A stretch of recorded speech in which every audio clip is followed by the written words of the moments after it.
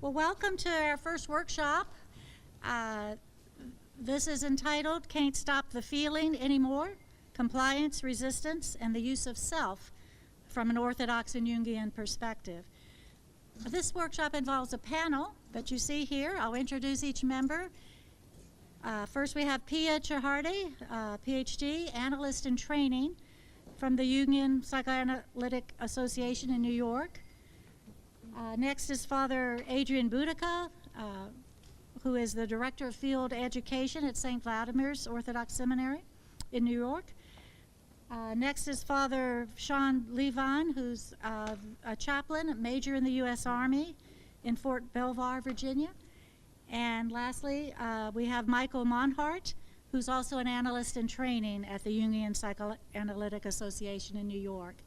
So we welcome our panel, and they will each speak, and there'll be time for questions at the end. Thanks. I'm just gonna, can I pass? Well, John, where did John go? Yes. So this is for ancient faith, and that's for volume. All right, thank you, Brenda. Good morning, everybody. Oh, this is very loud.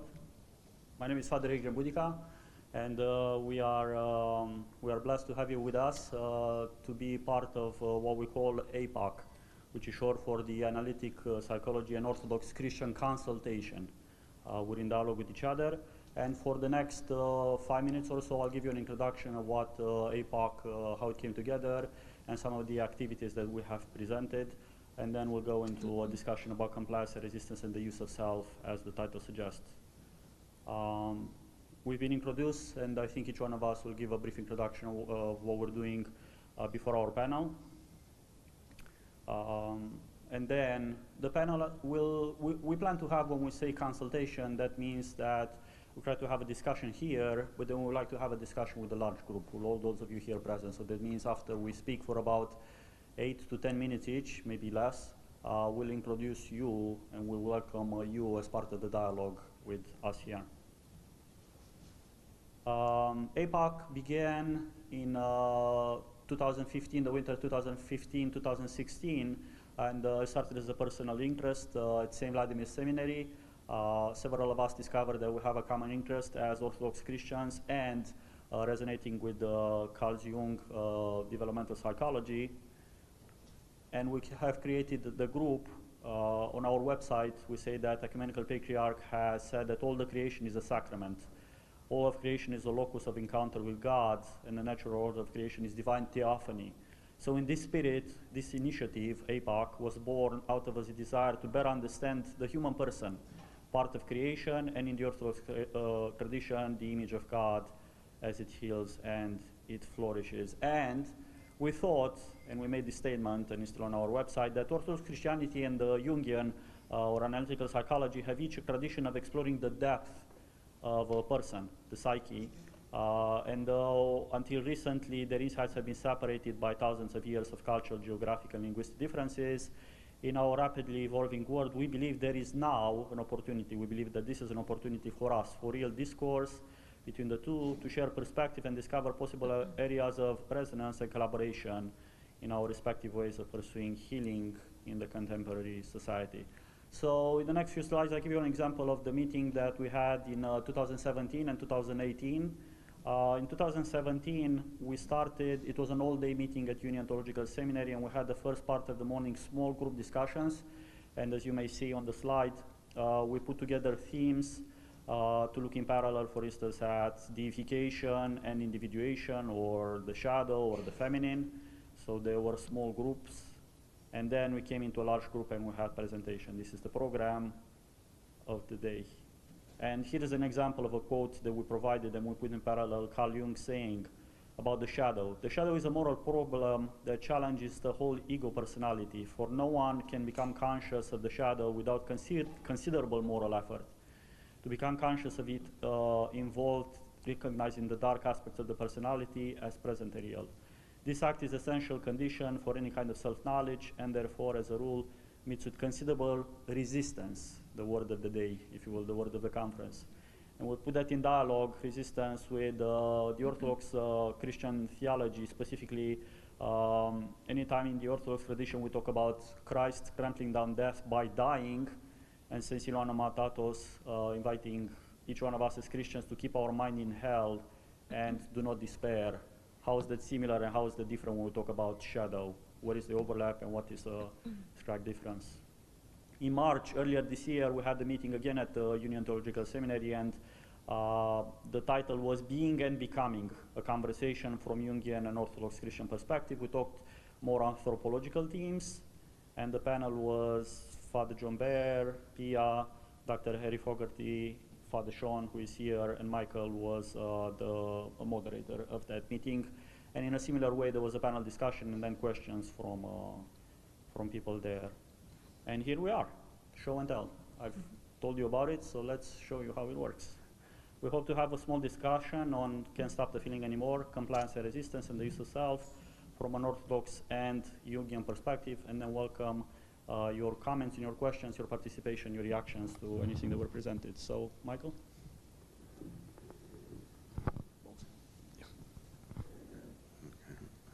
Hello? Hello? Oh, okay.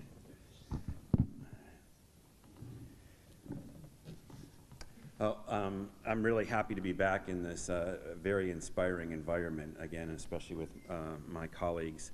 I have a couple pages that I was just going to go through in order to kind of give time to my colleagues, but also more so for discussion, which last year, which was so fruitful. I'm going to probably try to read a little fast. So the theme of compliance and resistance, I find, is an incredibly fertile ground of contemplation from both an Orthodox and a Jungian, and I would say a psychoanalytic perspective in general. Alongside my background in psychoanalysis, I've approached our group dialogue from my personal engagement with the Cistercian or Trappist monastic tradition.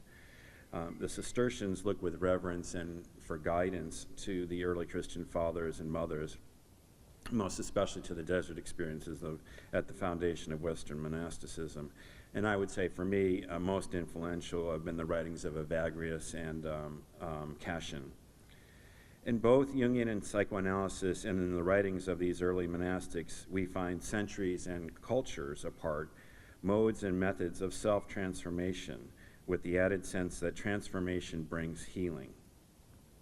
In Evagrius, he proposes a path of purifying the senses so that we can see objects truly and move towards a contemplation of the Trinity. In Jung, through the process of individuation, a greater experience of transcendent wholeness is sought. This is not to conflate in any way the experience of the Trinity with that of wholeness, but I do want to emphasize that for Jung, the latter of wholeness by no means precludes or denies that of the former, the experience of the Trinity.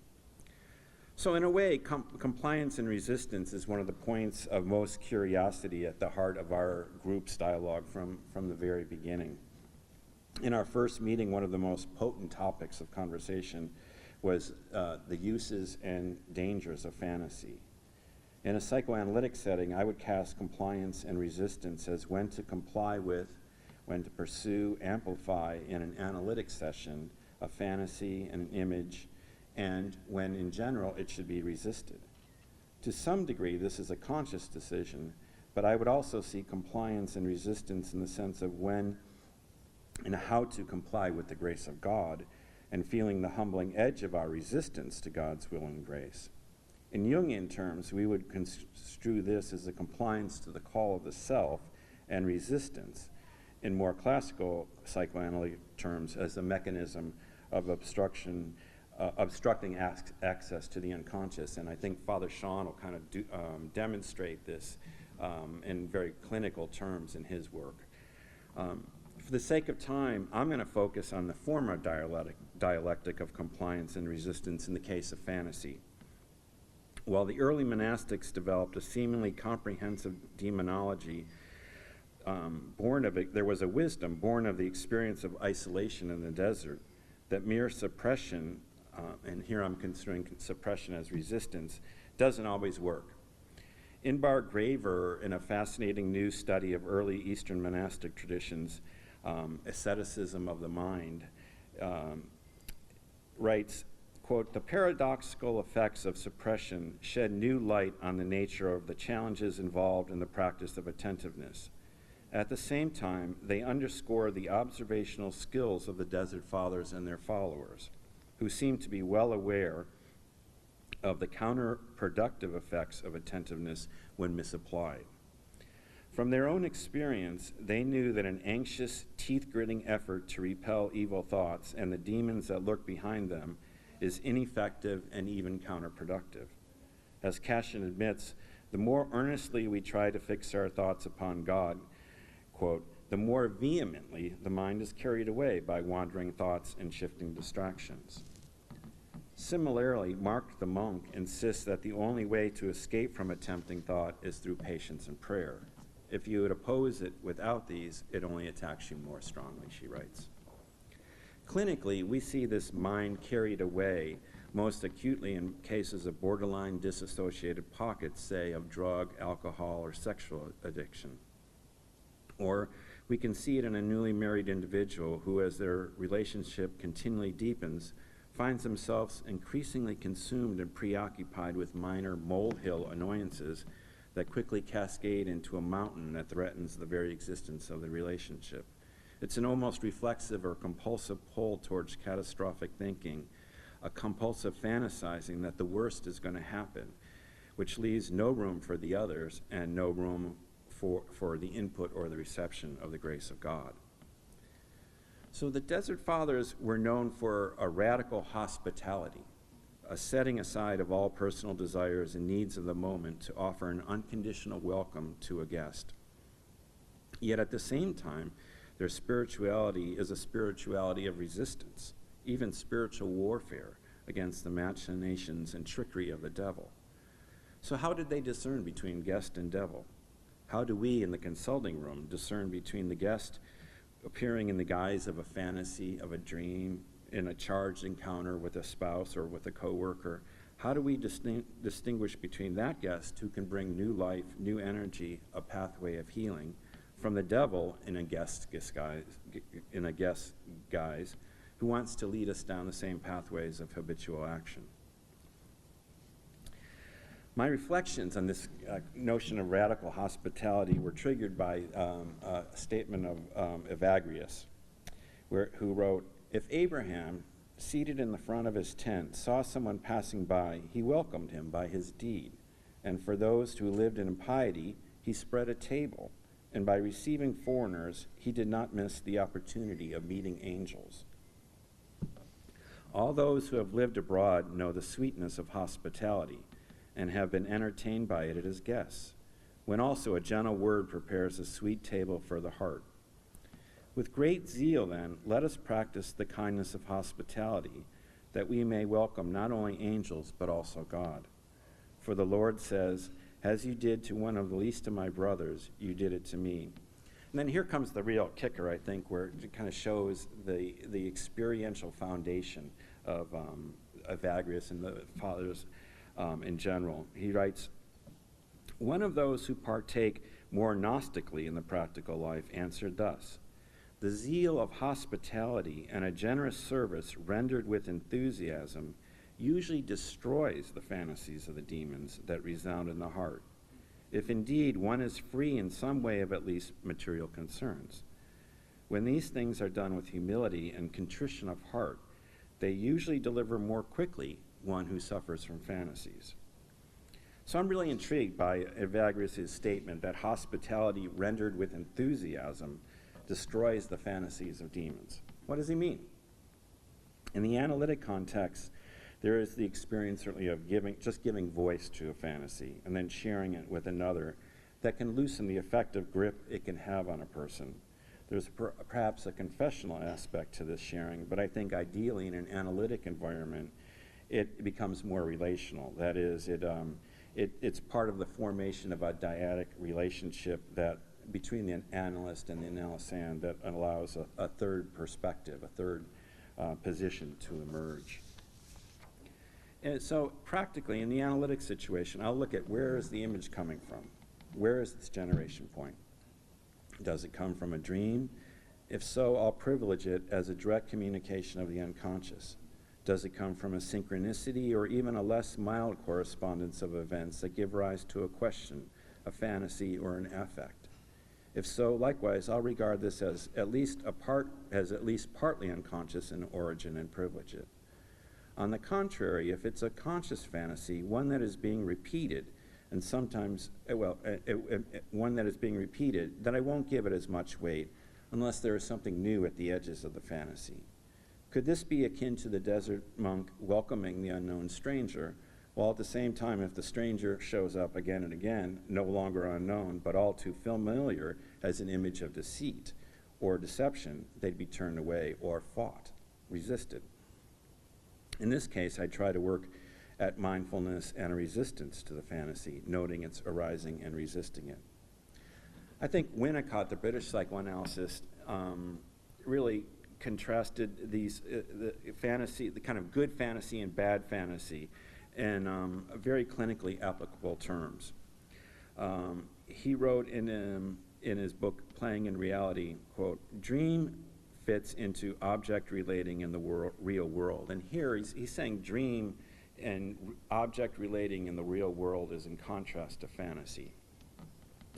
Dream fits into the object relating in the real world, and living in the real world fits into the dream world in ways that are quite familiar, especially to psychoanalysts.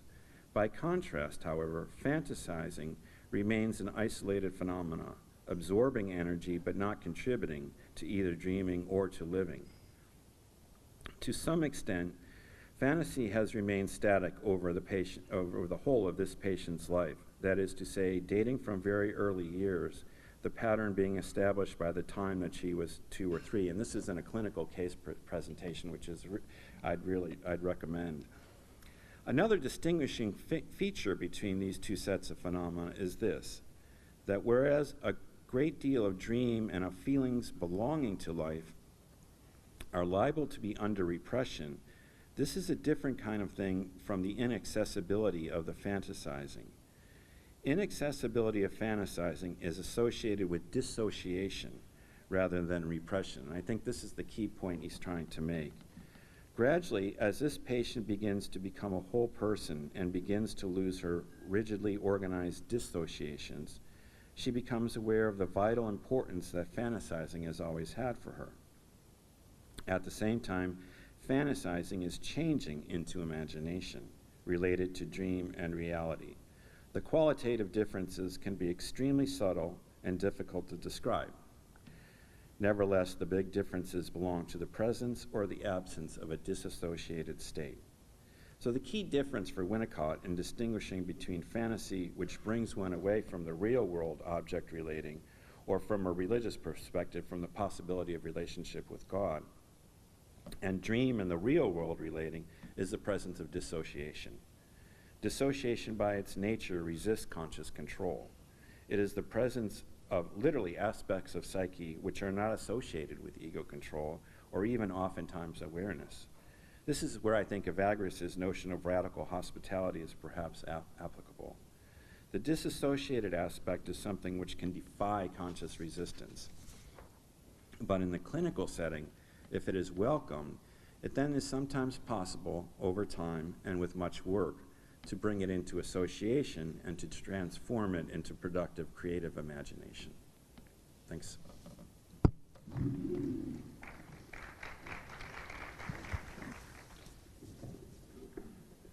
Thank you, Michael. So, I want to come from a different perspective and to introduce myself again. My name is Adrian, and I am a CPE supervisor, we used to be called, and we changed our title to CPE educator. For those of you that are not familiar, CPE stands for Clinical Pastoral Education.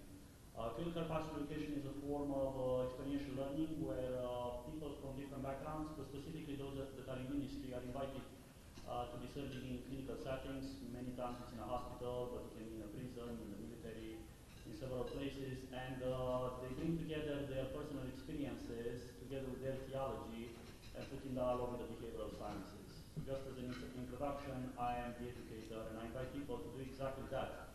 If nothing else, when they come to CPE, they come with the understanding that they're going to learn some skills, which they do. What I ask them to do often is sit at the gate of the unknown. Sometimes we say sit on the brink of the unknown.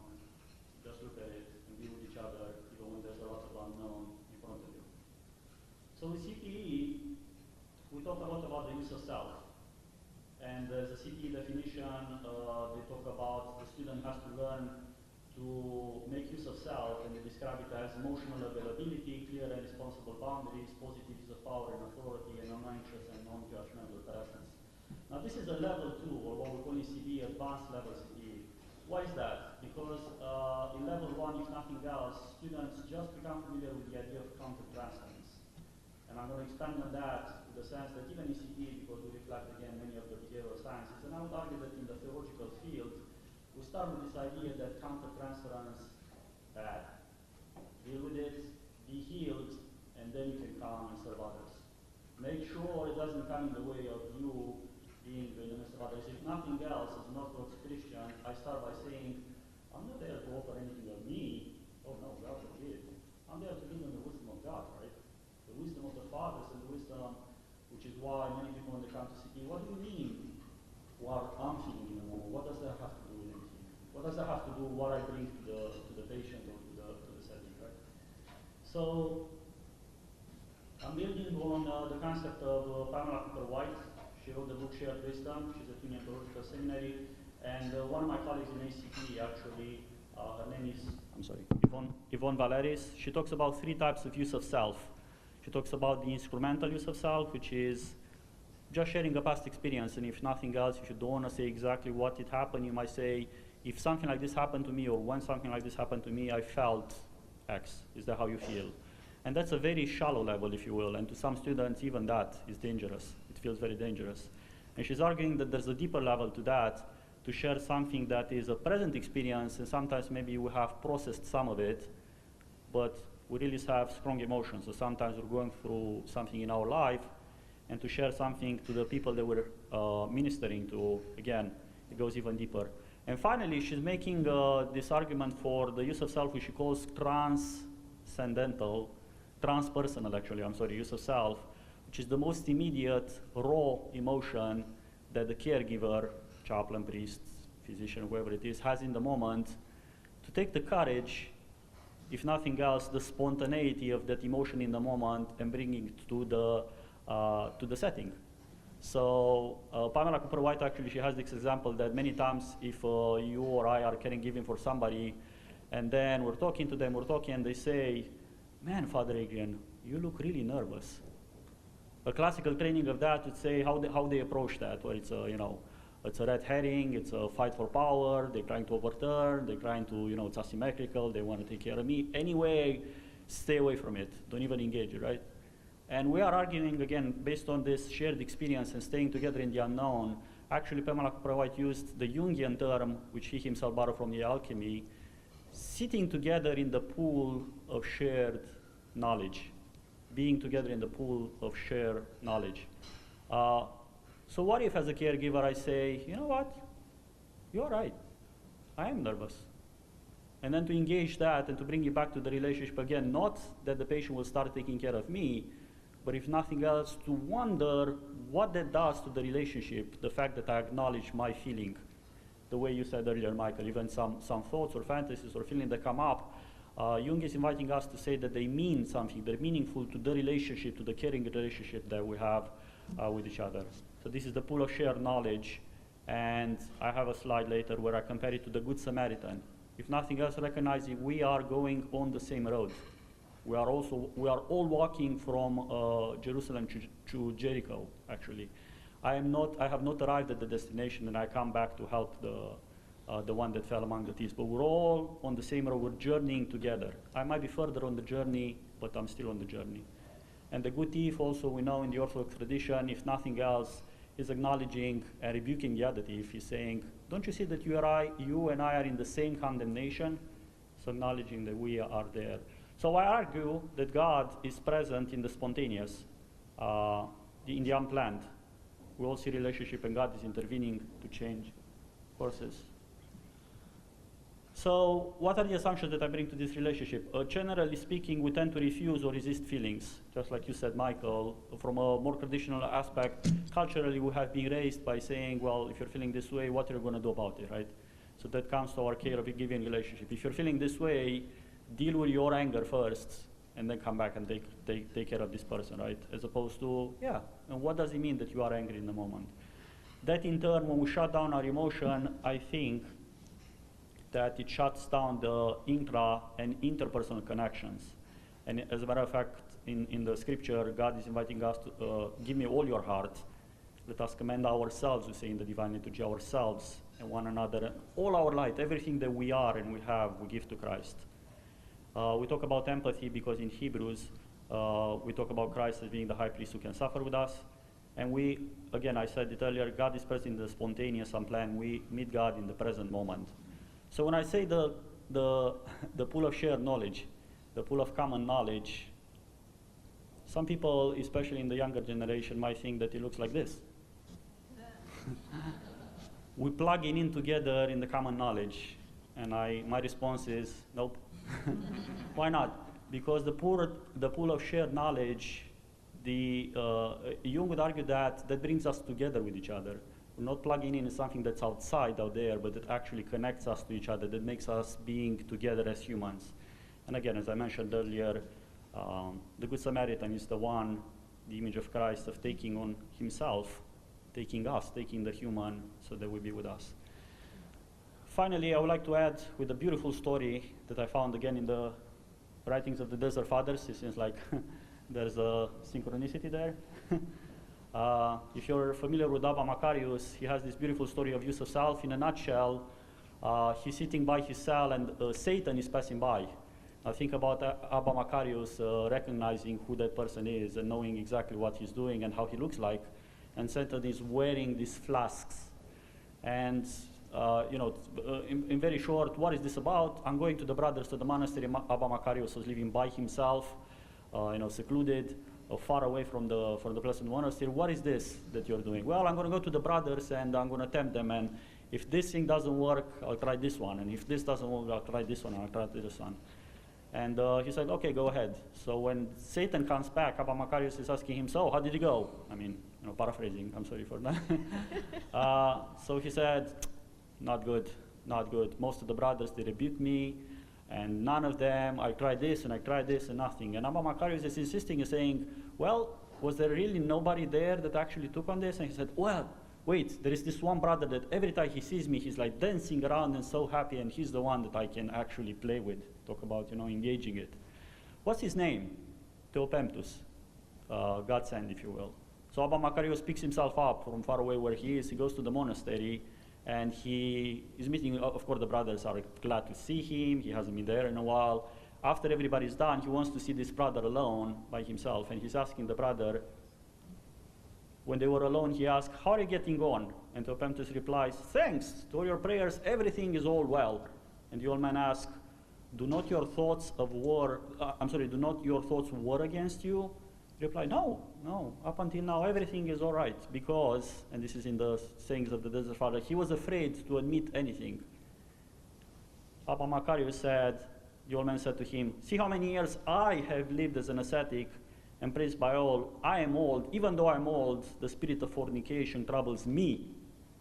And Theopemptus said, I can imagine, like a sign of relief. Believe me, Abba, it is the same with me. The old man, the story goes by saying that the old man went on admitting that other thoughts still warred against him until he had brought him to admit that about himself. What a beautiful story. If nothing else, Abba Macarius taking the courage and the discernment to say, I know that this brother is struggling with something, and if nothing else, I know that he's just resisting it. And what I'm arguing, and I think what we're arguing here, is that there is no healing until that person was able to comply and to say, you know what, I'm resisting it. But hey, if Abba Macarius gave permission, if Abba Macarius after so many years is struggling with this and is feeling this way, thank God that I can do it. An invitation for you and I, brothers and sisters, again, in as much as we are looking toward Christ to heal us, if nothing else, it gives permission to one, knowing that sometimes the fear is much greater to admit of what they're struggling with, until you and I ourselves might say, I'm struggling with this myself. by the grace of God, however it is that you're. Thank you. Oh, I'm sorry.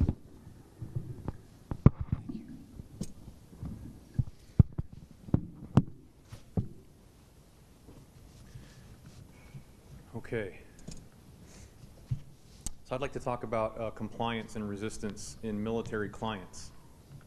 As a chaplain, I work with military folks and Department of Defense civilians all the time, those who have been deployed. And now that I'm in the orbit of the Beltway, the northern capital region, most of my clients now are in rather high-ranking positions. I see people that work in the Senate, and tons of folks that work in the Pentagon.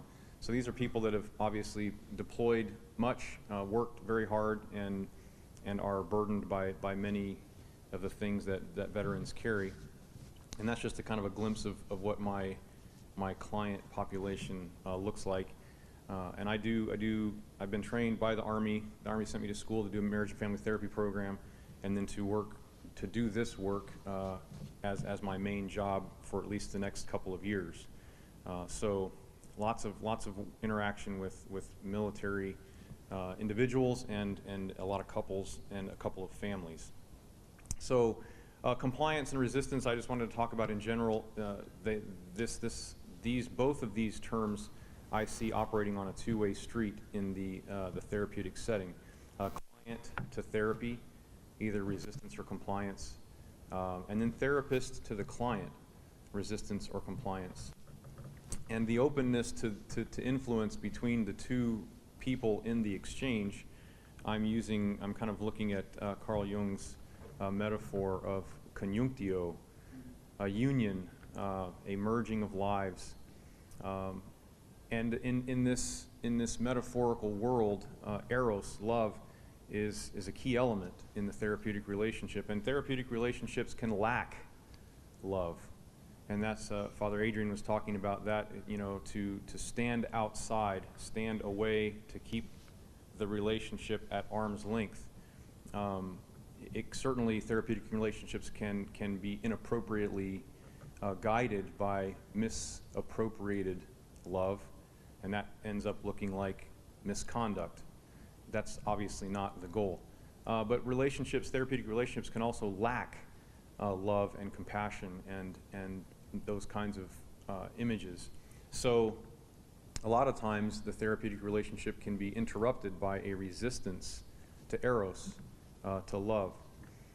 And a lot of times that looks like the unwillingness to be vulnerable to intimacy. Therapist and client enter the crucible of therapy together, and both will be changed by the transference, countertransference experience. That's just kind of a given, but that can be resisted and then interrupted.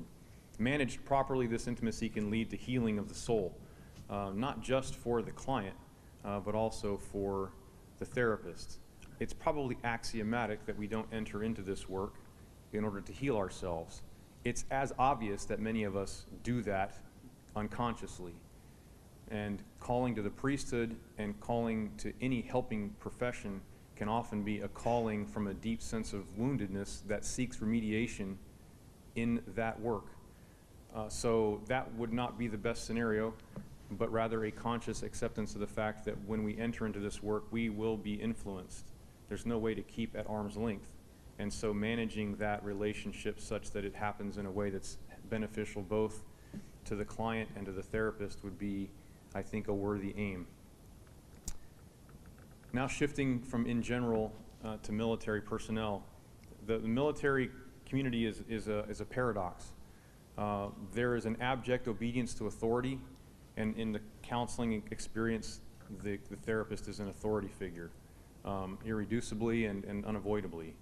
So compliance can often look like just abject obedience, or rather abject obedience and just an ingrained push toward obeying the authority figure can look like compliance in therapy. It really isn't. The person's self is eclipsed by the authority figure and by the tendency just to submit and just to obey. And so when sometimes you think you're doing really well, wow, they're doing everything I tell them to do. and that person's never really showed up in the counseling room. I haven't even really been dealing with the real person. And if there's no awareness of that tendency, then it looks like things are going along swimmingly, and nothing is actually happening at all. So that's the idea of compliance.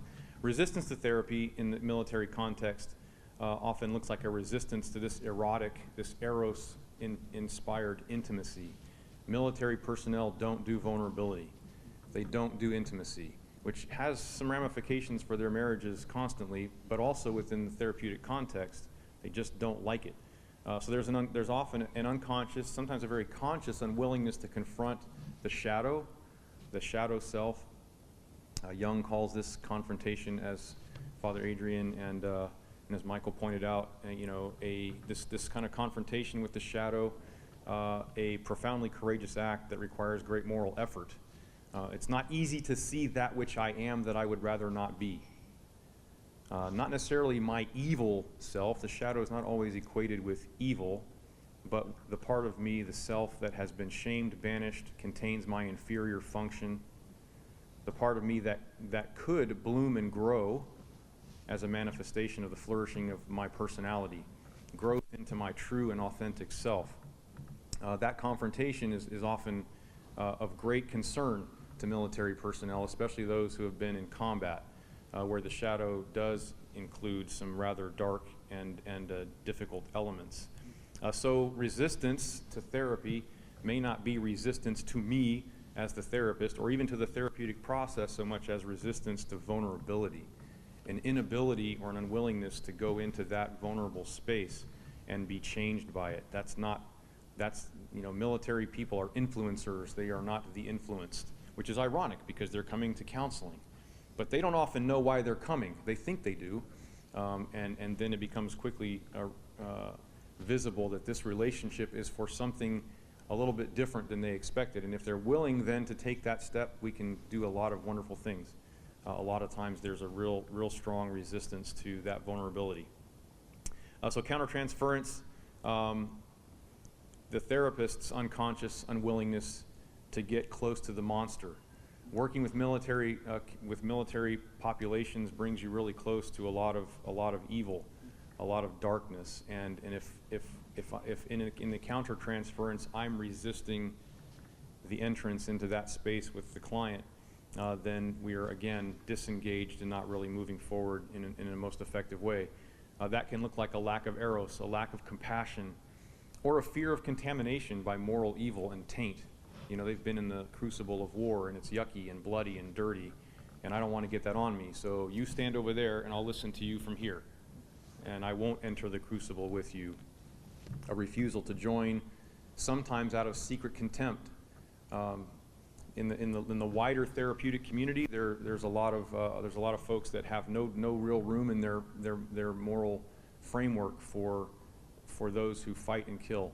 And there's a secret and sometimes unconscious contempt for that person. So I'll work with you, but only from a distance, because secretly I hate what you are. That does not lend to real therapeutic work. So compliance can often look like a willingness to risk vulnerability of intimate relationship that changes both client and therapist.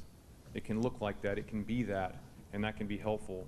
Am I willing to receive healing from this therapeutic relationship, both client and therapist? Am I willing to receive something from this experience and not just be the influencer, but be influenced? Am I willing to risk the vulnerability that receives from the client while remaining focused on the client's best interest and wellness, not abusing the client for my self-centered interests, keeping that balanced? I'm calling that kind of a, I don't know if this is, I'm just coined this term like 5 minutes ago, but a neptic vulnerability, a watchful vulnerability that doesn't just go in head first without being cautious, but is willing to take the risk, albeit with eyes open and with heart ready. And that, I think, equates with the humility that we heard about in this morning's keynote. What rests behind or underneath the client's resistance or compliance? Abject, self-eclipsing obedience? That's not really compliance in therapy. Conscious, unconscious projections onto the therapist? That's information with which to work, but it's not authentic relatedness. Fear of vulnerability, attachment wounds from infancy through childhood, not conscious resistance, but woundedness that we have to handle very gently. Maybe those are some helpful images. So those reflections come out of my work with the military population, and kind of interweaves, metaphorically, images from Jung's work and also just the basic idea of connecting with other human beings in therapeutic relationships. Thank you. I'll just look at my Yeah. my phone. Thanks. I just want to reiterate what a pleasure and honor it is to be here again. It's such a wonderful gathering and chance to really explore. I was so appreciative of Dr. Mamalakis' opening remarks last night that we get to really have questions here, because I think, I don't want to speak for all my colleagues, but it's been such a rich conversation we've been having these past few years, but this is not a conversation that provides definitive answers. We're really asking big questions about these two fields and how they may or may not enrich each other. So it's just a gift to be able to be here and be having these conversations and be allowed to have questions and not answers. When I was thinking about this topic, I was thinking, just sort of the associations I have to the topics of compliance and resistance. So I'm just going to go through some mini slides on my phone, throw out some bullet points, and then we'll move quickly to the conversation. But generally speaking, I think we think of compliance as it can be respectful of authority, respectful of experience and training, of wisdom, even revelation and tradition, as we heard this morning about an obedience in a relationship to Christ. In the ascetic movement, we talk about it also as an effort of will. We strive to bring our will in line with God's will. I would say as an analyst in training on leave, I should clarify. But the shadow side of that compliance can be masochism. It can be just simply a kind of a refusal of one's own will. So there's always a little bit of curiosity about it. To resist also has the connotations of being rebellious, autonomous. It can be instinctual, a refusal of what is, a refusal to engage. But the shadow side of that can also be an unconscious movement towards self-preservation. So you never really know, from the outset, what might be going on. So the questions I have about compliance when I hear the word compliant and talking to colleagues about this is, the first question is, compliant with what? With whom? In the clinical setting, there's a big question of method here, because depending on what method you work in, you have a different sense of what's guiding the process. So ideally, in a spiritual and a pastoral context, you're hoping that God is guiding the process. Jungians might answer somewhat differently, even amongst themselves, about what guides the process. I like to think of self, Jung's concept of self with a capital S, which isn't the same as the ego complex, guiding the process. That's a different kind of use of self, but it's something that we can look to. I think therapists and all caregivers, we can all be tempted to think that we're guiding the process and that we know best, and this is how this ought to proceed. So there's a real question of compliant with what. And then I've always been very moved by Winnicott, whom Michael mentioned. He had a theory in studying, he was a pediatrician as well as a psychoanalyst, so he knew small children well. And he had a very moving theory about small children who show signs of delinquency. That in a setting where there's problems for the kids, a sign of delinquency can actually be a sign of hope. It's a sign of fight left in the child. A child who is totally compliant in a bad setting has actually lost their hope. They're actually functioning out of despair. And in a sense, that's the false self that Winnicott develops the theory of, which is what sounds like you sometimes see in the clinical setting. It's a totally compliant persona. It has nothing to do with the interiors way down inside. So that's a real danger. And as you say, and you'll see it clinically because nothing happens. It ought to be happening because everything's going textbook, but nothing's actually happening. And there's often a sense of futility on the part of the patient. And then interestingly, both Winnicott and also Jung have this notion, Winnicott had an idea of creative illness, and Jung had this idea that symptoms can actually be teleotic. So parts of ourselves that are not compliant even with what we think is best, and this is a lot of what brings people into an analysis, is that I'm not being compliant with myself. My life isn't going the way I think it ought to. And I'm having these symptoms, I get these panic attacks, I don't understand what's going on. Something in me is not being compliant. And what is extraordinary, I think, grace-filled, is that both Jung and Winnicott saw there's a real possibility. When something like that's happening, the kind of radical hospitality that Michael was talking about, that Evagris is talking about, if you can invite it in and get it out of a dissociated form and into something that's connected, you actually bring back one of the lost sheep. Something comes in that wasn't there and or it was there, but it could only be there in the negative. So in that sense, you can actually, not usually at the time, but perhaps years later, be grateful for that non-compliant symptom that brought you to this new place. And then just briefly on resistance, again, so whose resistance? And Father Sean talked a lot about that. Is it the patient's resistance? But if we look at Jung's concept of shadow, or just anything that threatens us in our own sense of self, if we have to touch on it in our patient work, it may well set off our own resistance. When the patient's shadow touches on the analyst's shadow, you really, you're in the deep waters now, because now you're both really going to have to work through this, or someone's going to truncate the treatment. And shadow, again, as Father Sean was saying, is not just to be resisted, because as Jung talked about, sometimes shadow does contain our moral failings, and those are things we can confess, but sometimes shadow just contains that which you do not wish to be, even though it can be something perfectly wonderful.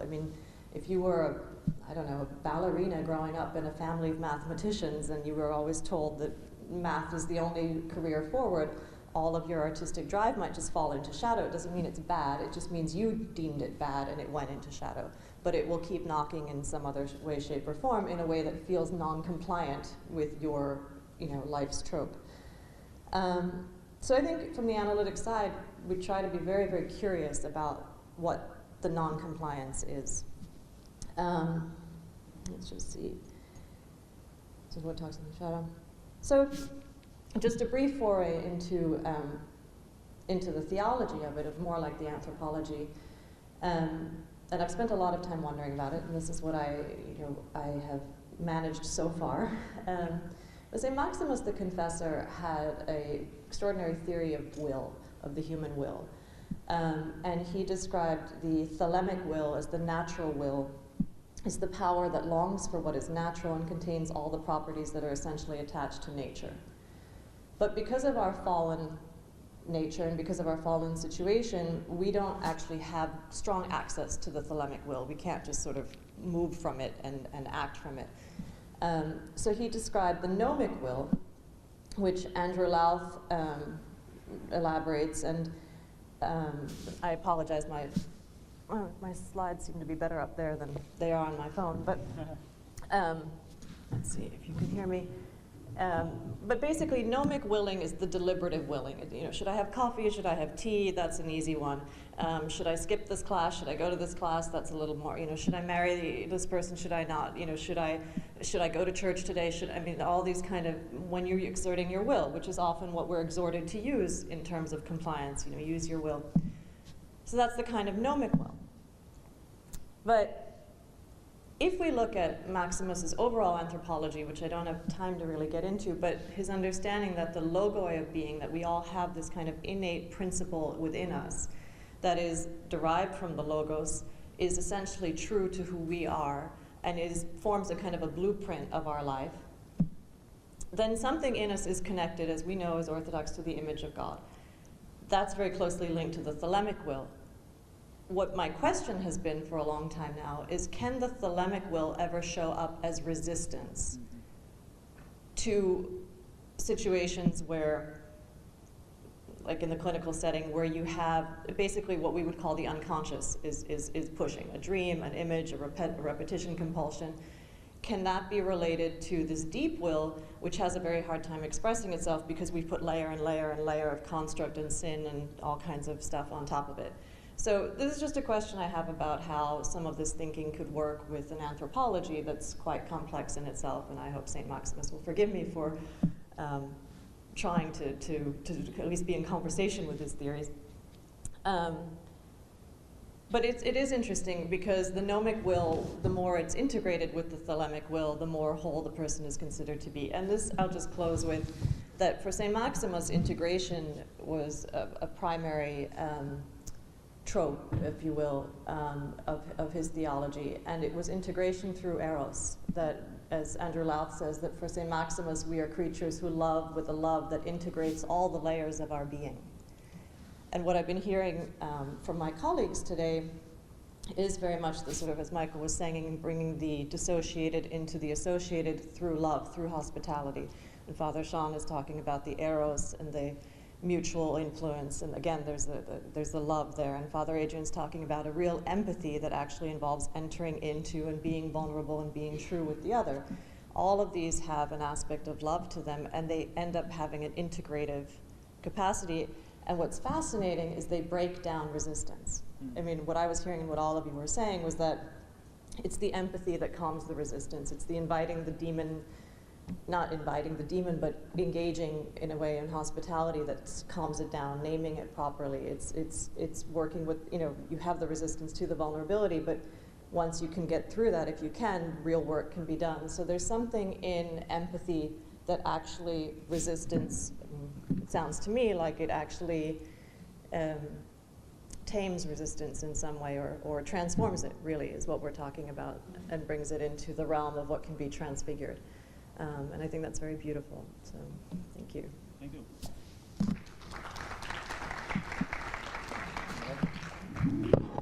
So we would like to welcome your comments and questions and reactions.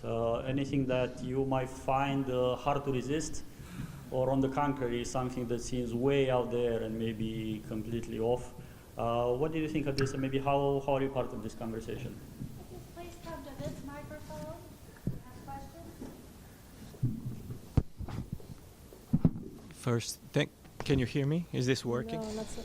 That's for infant faith. Yeah, if you come here, maybe. Well, this is that's the same. Problem of choice here.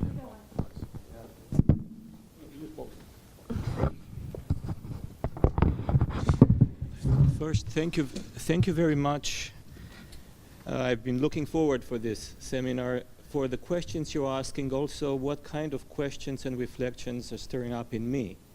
So I have a commentary and then a question, and I'll start with the commentary. I was thinking about the fantasies, in what way fantasies could be obstructing knowledge.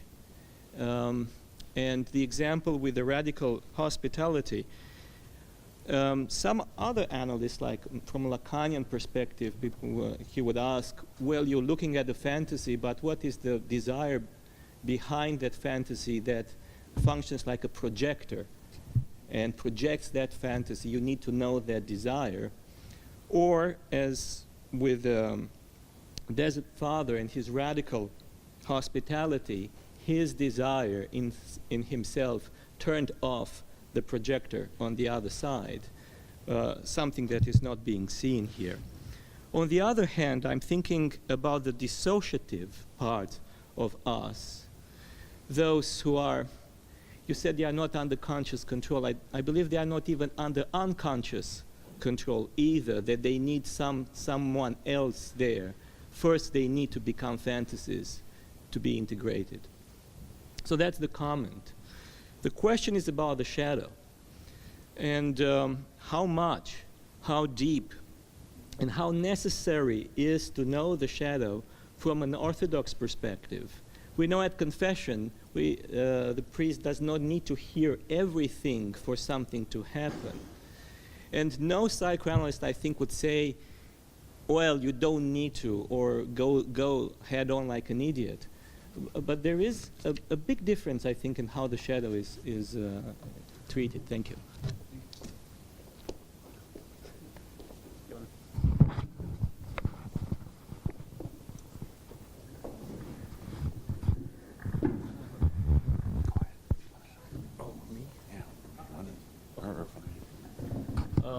Thank you so much. I'm going to start with the last question, because it's a question that actually has been a part of our dialogue.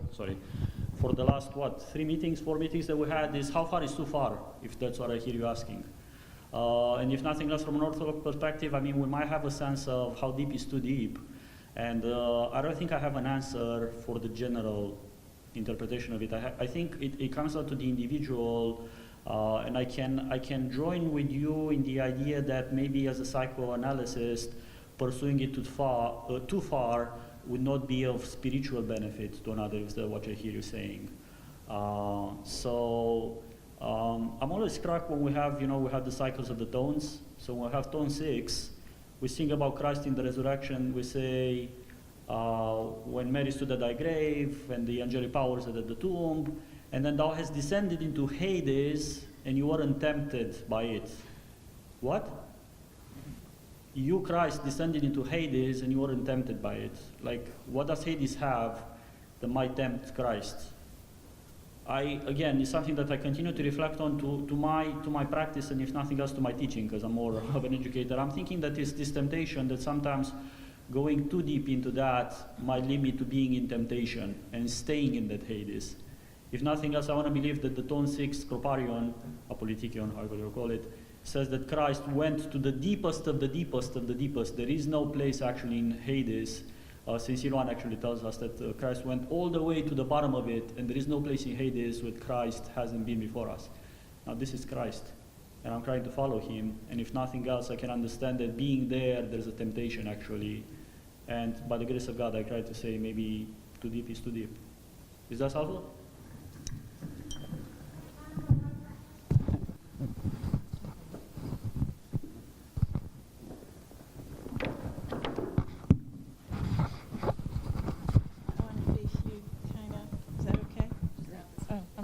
Thank you.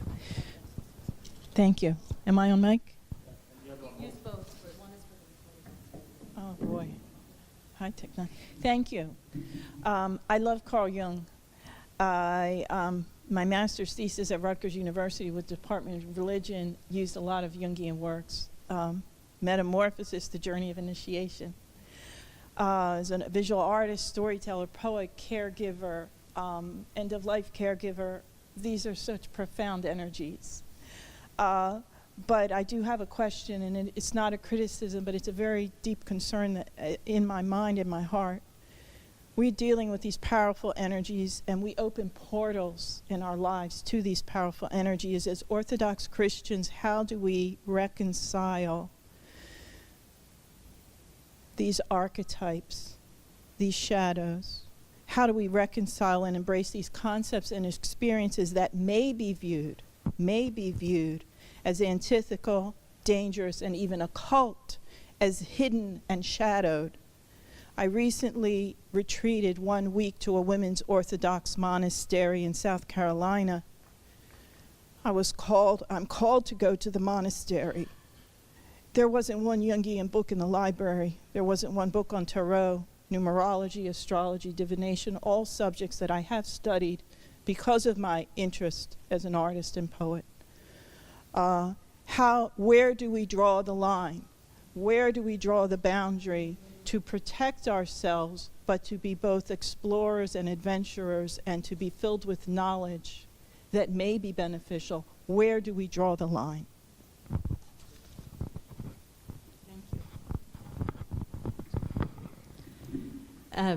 That's a profound and beautiful question. Certainly one I've wrestled with. So I can only offer some thoughts, certainly no prescriptions. I think that Jung, of all the analysts, can be the most confusing for religion because he engages with it the most directly in a lot of ways and then does his own thing with it. And as I've told people many times, if you read Jung as a theologian, you're in big trouble. He's not a theologian, he is a psychoanalyst, and he spoke, many times, he gets tricky, but he does say many times, I'm not speaking of metaphysics, I'm speaking of psyche, I'm speaking of experience. For me personally, I take my stance in that God created the world and he deemed it good. All of creation belongs to God and is good. All that has being Evil is non-being, not being. So, yes, these energies can be very powerful and they can be extremely unnerving. At the end of the day, the question is whether they bring life. Because if they bring life, then I think we know we're on the track. I mean, the last slide that I didn't get a chance to look at talked about discerning the Spirit, and Jung has this beautiful quote where he says, I mean, I talked of Galatians and the fruits of the Spirit, but Jung has this beautiful quote where he says that no one can know what the ultimate things are. We must therefore take them as we experience them, and if such experience helps to make life healthier, more beautiful, more complete, and more satisfactory to yourself and to those you love, you may safely say this was the grace of God. Now again, he's not a spiritual father, he's not a theologian, but he's got his own level of discernment. I think where people go wrong, from my Orthodox perspective, is when you put something like tarot or I Ching or any of these things that Jung explored as ways into the deep psyche, and you make them divine. You make them uncreated. Because in Orthodoxy, we're very clear that it's uncreated energies of God. We're not dealing, I would refute Jung, who says it's all psyche. I don't think it's all psyche. I think what psyche is psyche, and God is God. So if you keep those things separate, then I think you've got it at the beginnings of a discernment. The rest is very contextual, and I'm not a spiritual director, so I don't want to say, but it's a beautiful question, and I'm glad you asked it. Thank you.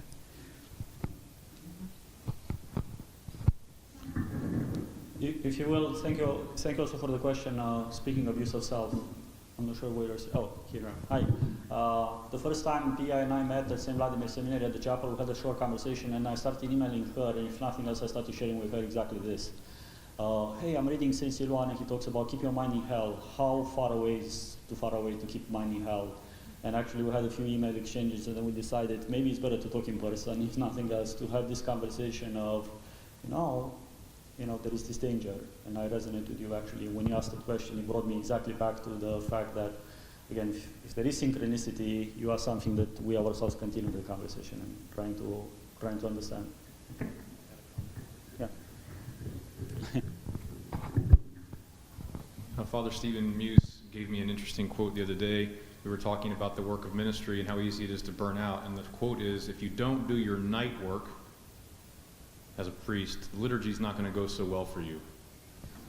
I would say in terms of psychotherapeutic work, in people care in general, if you don't do your night work, the day work is probably not going to go as well for you as it could. And the openness to danger in the care for the other is definitely visible. And so groundedness in the spiritual tradition of the Orthodox Church, neptic prayer, the prayer of the heart, the divine liturgy.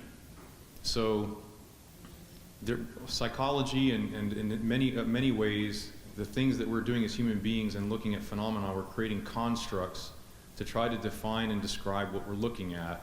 Those are constructs, and Jungian psychology is a construct. Cognitive behaviorism is a construct. Social constructivism is a construct. The divine liturgy is ontology. The uncreated energy of God coming to us in this world and being communicated to us right where we're at, molecularly, physically, and spiritually. Christ is the illumination of our soul and of our body. And so I would say that the night work of caring for others is remaining just absolutely grounded in prayer and in the celebration of the services of the church. And that, I think, is not just protective against the yuck of the world, but empowering to encounter it and to overcome it in the power of the one who trampled down death by death. So where death has been defeated. And if we do our night work, if we pray, and if we go to church, and if we receive the Eucharist, and we ground our life in that world, then where death is, it is trampled down, and where life is, we can celebrate and engage. Maybe not always take on. We may have to celebrate, engage, and reject. Interesting thought. Nope. But we can engage and not fear for the status of our soul and of our self. Thank you everybody. I put up our website, so if you'd like to stay in touch, please visit our website. There is a sign-up list for emails and upcoming meetings. And thank you for participating.